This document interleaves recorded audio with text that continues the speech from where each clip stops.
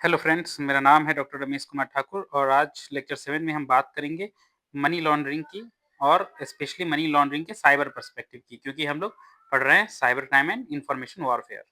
सो सबसे पहले देख लेते हैं मनी लॉन्ड्रिंग होता क्या है। तो बेसिकली जब किसी मनी को जो इलीगल सोर्स से कमाया गया हो, उसे अगर लीगल तरीके से दिखाना है कि ये मनी लीगल है, तो उसको जो हम प्रोसेस करते हैं उसे ही कहते हैं मनी लॉन्ड्रिंग। जैसे लॉन्ड्री में कपड़ा धुल जाता है ना, वैसे ही जैसे ब्लैक मनी को व्हाइट मनी करने के लिए जो प्रोसेस इस्तेमाल होती है, उसे ही कहते हैं मनी लॉन्ड्रिंग, ठीक है? तो आजकल साइबर क्राइम के थ्रू मतलब साइबर स्पेस में ये मनी लॉन्ड्रिंग होती है, इसीलिए आज हम वो साइबर स्पेस वाला पर्सपेक्टिव जो है, वो पढ़ेंगे। सबसे बड़ा कंसर्न जो होता है मनी लॉन्ड्रिंग के साथ कि ये जो ब्लैक मनी होती है, जो इलीगल सोर्स से कमाई हुई होती है, उससे टेररिज्म और ड्रग ट्रैफिकिंग वगैरह को फंड किया जाता है, इसीलिए ये बहुत ही खतरनाक होता है, ठीक है? तो चलिए देखते हैं। सबसे पहले डेफिनिशन। तो डेफिनिशन में this is the process of concealing the illegal origin of money, passing it through transaction and making it appear legitimate. तो ऐसा इल्लीगल ओरिजिन ऑफ मनी को ऐसे कंसील कर देना और इसे मल्टीपल ट्रांज़ैक्शन से पास कराना, जिससे ऐसा लगे कि ये लेजिटिमेट यानी ओरिजिनल फंड से आया हुआ मनी है, तो उसे कहते हैं मनी लॉन्ड्रिंग, ठीक है? तो इसमें क्या-क्या चीज़ें करनी होती हैं? तो इसमें सबसे पहले ओरिजिन को कंसील करना होता है, मतलब पता ना लगे कहाँ से ये ओरिजिनेट हुआ है मनी, ब्लैक मनी। उसको मल्टीपल ट्रांज़ैक्शन से लेयर करना होता है, तो लेयरिंग ट्रांज़ैक्शन होता है एंड लास्ट में लेजिटिमाइटिंग इनकम। सो लास्ट में उसे लेजिटिमेट या ऐसे सोर्स से दिखाया जाता है कि ये लीगल है, ठीक है? अब साइबर कॉन्टेक्स्ट में इसे कैसे करते हैं? सो बहुत सारे एक्टिविटीज़ कंडक्ट किए जाते हैं डिजिटल टेक्नोलॉजी की मदद से, जैसे मतलब ऐसे कुछ प्रॉपर्टीज़ हैं डिजिटल ट्रांज़ैक्शन की जिसका यूज़ किया जाता है। जैसे कि डिजिटल ट्रांज़ैक्शन का स्पीड बहुत हाई होता है, फेस टू फेस वेरिफ़िकेशन करने की ज़रूरत नहीं होती है, बहुत बार क्रॉस बॉर्डर नेचर होता है इंटरनेट का एंड रेगुलेशंस काफ़ी वीक होते हैं। तो साइबर स्पेस का यूज़ कर लिया जाता है मनी लॉन्ड्रिंग में। अब देख लेते हैं ऑब्जेक्टिव क्या-क्या होते हैं मनी लॉन्ड्रिंग के। तो सबसे पहला ऑब्जेक्टिव जो होता है वो होता है कंसीलमेंट, मतलब कि जो सोर्स ऑफ इल्लीगल मनी है उसको हाइड करना, कंसील करना मतलब बंद करना, हाइड करना। तो ये उसका पहला ऑब्जेक्टिव होता है। दूसरा होता है इवेशन, मतलब to avoid detection by law enforcement agency, कि लॉ एनफोर्समेंट एजेंसी उसको पकड़ ना पाए, ये उसका दूसरा ऑब्जेक्टिव होता है। तीसरा ऑब्जेक्टिव होता है मनी लॉन्ड्रिंग का इंटीग्रेशन, मतलब इल्लीगल फंड को इंटीग्रेट कर देना है लेजिटिमेट इकोनॉमी में, मतलब जो इल्लीगल तरीके से पैसा आया है उसको लीगल बना देना, ठीक है? लीगल इकोनॉमी में उसको इंटीग्रेट कर देना, वो होता है तीसरा।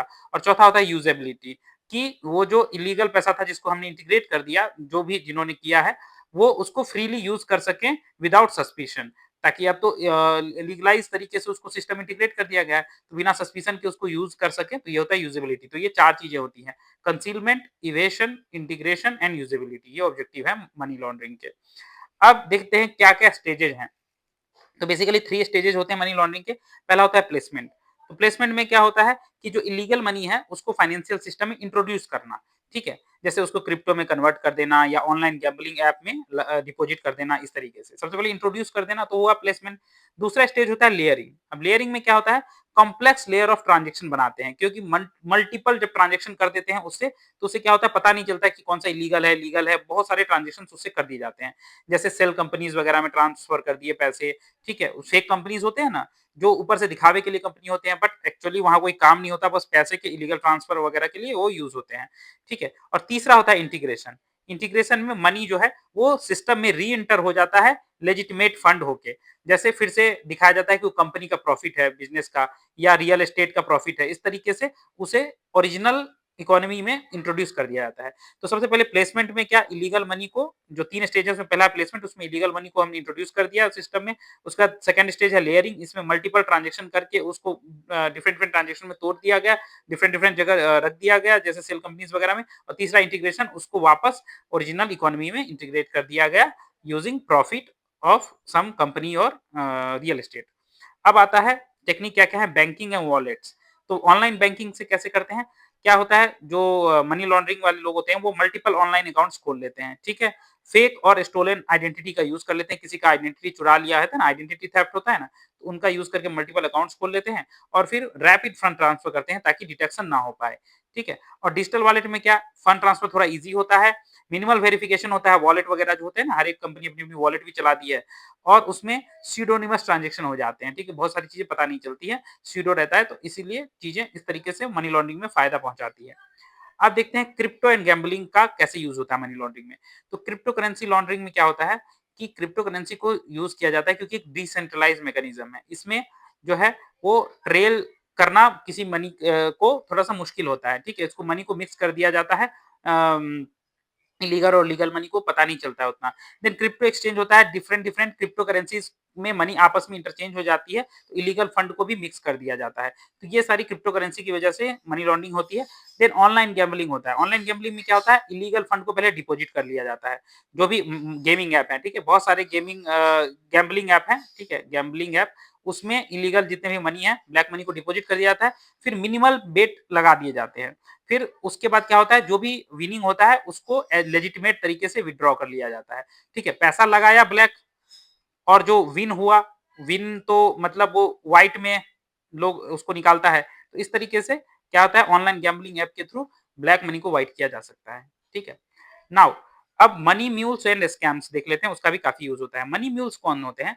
मनी म्यूल्स ऐसे लोग होते हैं जो रिक्रूट करते हैं ये जो मनी लॉन्ड्रिंग वाले ताकि उन लोगों को कुछ पता नहीं होता, वो मिडलमैन की तरह होते हैं। उनके अकाउंट में मान लो पैसा रख दिया गया और बोला गया कि तुमको 5 या 10% देंगे या कुछ परसेंटेज देंगे और वो पैसा तुम इधर से उधर ट्रांसफर कर दो। उसको मिडलमैन की तरह यूज़ कर लेते हैं। इसे ही कहते हैं मनी म्यूल्स, ठीक है? तो ये इंडिविजुअल्स होते हैं जिसको रिक्रूट किया जाता है इलीगल मनी को ट्रांसफर करने के लिए।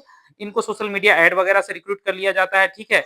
और fake work from home offers दिया जाता है। देखे होंगे आजकल ऑनलाइन में बहुत सारा फेक वर्क फ्रॉम होम और जॉब दिखाया जाता है कि आपको बस 2 घंटे काम करना है, इतने हज़ार कमाने हैं और उनको यूज़ कर लेते हैं ये मनी लॉन्ड्रिंग वाले as a layer of anonymity for criminals ताकि पता ना चले सरकार को या जो लॉ एनफोर्समेंट एजेंसी है कि एक्चुअली में कौन क्रिमिनल है, ठीक है? क्योंकि ये लोग नॉर्मल आदमी होते हैं जो कुछ 5-10% के लिए पैसे को इधर से उधर कर देते हैं क्योंकि इनकी नीड होती है पैसे की। अब ई-कॉमर्स फ्रॉड कैसे होता है? ई-कॉमर्स फ्रॉड में क्या होता है फेक ऑनलाइन स्टोर का यूज़ किया जाता है और इनवॉइसेस जनरेट कर लिए जाते हैं और उस इनवॉइसेस के बेसिस पे ब्लैक मनी को व्हाइट कर लिया जाता है, ठीक है? उसको बिज़नेस रेवेन्यू दिखा के। अब इम्पैक्ट एंड चैलेंज देख लेते हैं। ग्लोबल इम्पैक्ट क्या-क्या है मनी लॉन्ड्रिंग का? सबसे पहले तो इकोनॉमिक। क्या होता है मार्केट में ब्लैक मनी आ जाता है, ठीक है? तो करप्शन बढ़ जाता है, ठीक है? मार्केट डिस्टॉर्ट हो जाता है। देन फाइनेंशियल इम्पैक्ट क्या होता है? रेपुटेशन जो है वो डैमेज हो जाता है बैंक का, ठीक है? अगर इलीगल मनी इधर आता है तो। देन सोशल में क्या होता है? टेररिज्म फंड होता है। ज़्यादातर टेररिस्ट एक्टिविटी जो है ये इलीगल मनी से ही फंड होते हैं। उसके बाद डिटेक्शन में चैलेंज क्या-क्या आते हैं? सबसे पहले एन्क्रिप्शन एंड एनोनिमिटी टेक्नोलॉजीज़ मतलब एन्क्रिप्ट रहता है मैक्सिमम इन्फॉर्मेशन तो इसको पकड़ना थोड़ा मुश्किल होता है। देन क्रॉस बॉर्डर नेचर होता है। एक कंट्री से दूसरी कंट्री में ये चीज़ें होती रहती है लॉन्ड्रिंग वाली। तो इसको सेम कानून हर जगह लागू नहीं होती है, तो लॉ एनफोर्समेंट वाले को बहुत दिक्कत होती है मनी लॉन्ड्रिंग केस पकड़ने में। देन कॉम्प्लेक्स ट्रांज़ैक्शन लेयरिंग होता है। मल्टीपल ट्रांज़ैक्शन हो जाते हैं। 1, 2, 3, 4 ऐसे 100 ट्रांज़ैक्शन 50 ट्रांज़ैक्शन कर दिए जाते हैं ताकि मनी का जो ट्रेल है वो ढूँढना मुश्किल हो जाता है कि कौन क्रिमिनल था, कौन एक्चुअल था, तो ये पकड़ना मुश्किल हो जाता है। And then limited international cooperation international जो है डिफरेंट कंट्री आपस में कोऑपरेट नहीं करती है, जिस वजह से भी इसको पकड़ना थोड़ा मुश्किल जैसा हो जाता है। अब देखते हैं क्या-क्या इंस्टीट्यूशन, लॉ एंड टेक्नोलॉजी है। सबसे पहले बैंक का क्या रोल है? बैंक का रोल है सबसे पहले केवाईसी करना। मतलब हर एक कस्टमर का नो योर कस्टमर जो है टाइम टू टाइम करना ताकि पता चले कि कौन-सा वेरिफाइड कस्टमर है, कौन-सा फेक अकाउंट है। देन मॉनिटरिंग करना। अगर मान लीजिए कोई ट्रांज़ैक्शन सस्पिशियस है तो उसपे कुछ मॉनिटर रखना चाहिए। उसको कुछ होल्ड लगा सकते हैं, कुछ रिकन्फर्म करवा सकते हैं, फ्रीज़ कर सकते हैं, ये चीज़ें बैंक का थोड़ा रोल है। देन लीगल फ्रेमवर्क क्या है? एएमएल यानी एंटी मनी लॉन्ड्रिंग लॉज़ बनानी चाहिए या अभी कुछ-कुछ हैं भी, उसका भी यूज़ किया जाता है। देन इंटरनेशनल कोऑपरेशन बहुत ज़रूरत है, डिफरेंट कंट्रीज़ अगर आपस में कोऑपरेट नहीं करेंगे तो मनी लॉन्ड्रिंग पकड़ना बहुत मुश्किल है। देन टेक्नोलॉजी का क्या यूज़ है? एआई एंड मशीन लर्निंग का यूज़ हम कर सकते हैं फ्रॉड डिटेक्शन के लिए एंड ब्लॉकचेन एनालिसिस टूल्स भी लगा सकते हैं ताकि ये जो क्रिप्टो-विप्टो वाला चीज़ है, इसको आसानी से थोड़ा-सा समझा जा सके। नाउ केस सिनेरियो ले लेते हैं, मान लीजिए कोई साइबर क्राइम है, ये मनी चुराता है और ऑनलाइन फ्रॉड के थ्रू ये मनी चुरा लेता है। देन उस फंड को कन्वर्ट करता है क्रिप्टो करेंसी में और उसको मल्टीपल वॉलेट से पास करवाता है। फिर उसको ऑनलाइन गैम्बलिंग में लगाता है और फाइनली जो उसका पैसा है वहाँ से एज़ ए विनिंग वो निकाल लेता है। ठीक है? मान लीजिए किसी ने $5000 किसी गैम्बलिंग ऐप में लगाया, उसमें से उसने $100 का गैम्बल किया। मान लीजिए जीता हारा उसे कोई फ़र्क नहीं पड़ता है। बाकी 4900 जो उसका डॉलर है ये उसने निकाल लिया एज ए विथड्रॉल, तो उसको वो लेजिटिमेट फंड बन जाता है। तो इस तरीके से प्रिवेंशन एंड इंपॉर्टेंस देख लेते हैं। प्रिवेंशन में क्या कर सकते हैं, केवाईसी स्ट्रॉन्ग कर सकते हैं, डिजिटल ट्रांजैक्शन मॉनिटरिंग कर सकते हैं, क्रिप्टो रेगुलेशन लगा सकते हैं और पब्लिक को अवेयर कर सकते हैं। ये तो जितने भी साइबर क्राइम है सब में यूजफुल है कि पब्लिक को अवेयर करना ही होगा।